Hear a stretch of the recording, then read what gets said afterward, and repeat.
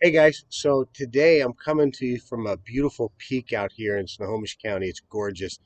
HayBrook Lookout. It's amazing, these trails that we have. And if you look behind me, you see this beautiful mountain up here. There's actually a little lake hidden up here, and there's these waterfalls. It's probably hard to see from the camera, but my finger is actually pointing right at where the water's coming down. There's a waterfall back there. It's just beautiful. And what I was thinking as I was climbing this mountain was I remember many times preaching on the subject of Moses.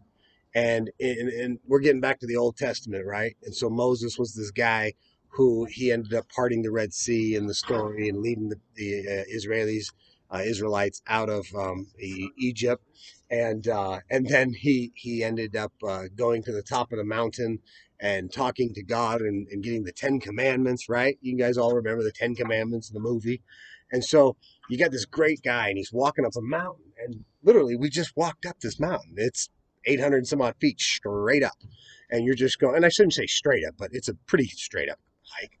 I mean, if you look real quick, I'm going to take this and kind of lean over this little cliff, and that's pretty straight down the mountain. And so when you look at that, it's in the shadows. I'm coming up this mountain, and it's a shadow, actually. And so the shadow, and I think of Moses, and he's climbing up this mountain, right? And why is he going to the mountain? What was the purpose of him to go to the mountain? It was to go to God, right?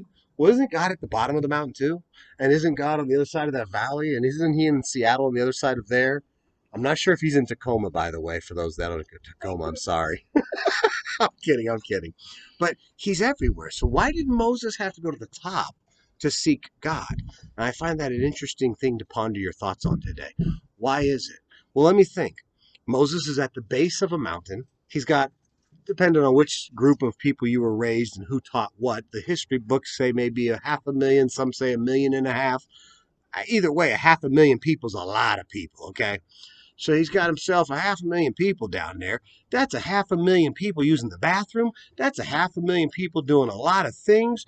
Y'all know I got a company, and I got construction, and I think of just handling 3 or 4, maybe 12 guys, and that's a lot. He's got a half a million people building and taking down tents and building the cities, and every time they move, they got to rebuild stuff.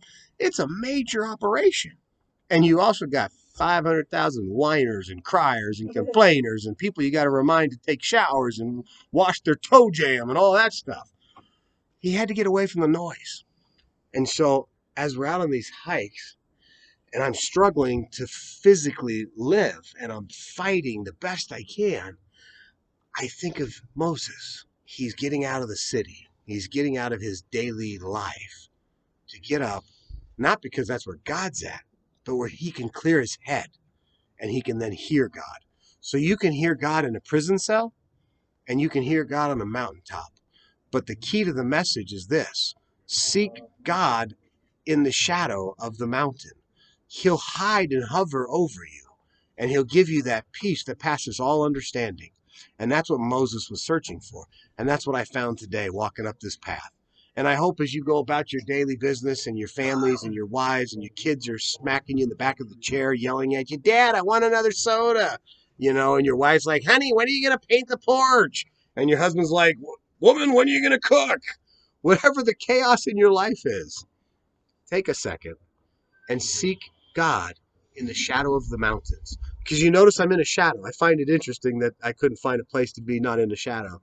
And I like that concept. So it's in the shadow that you can find that peace.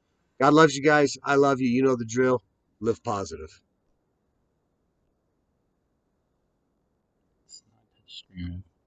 Oh, it's a not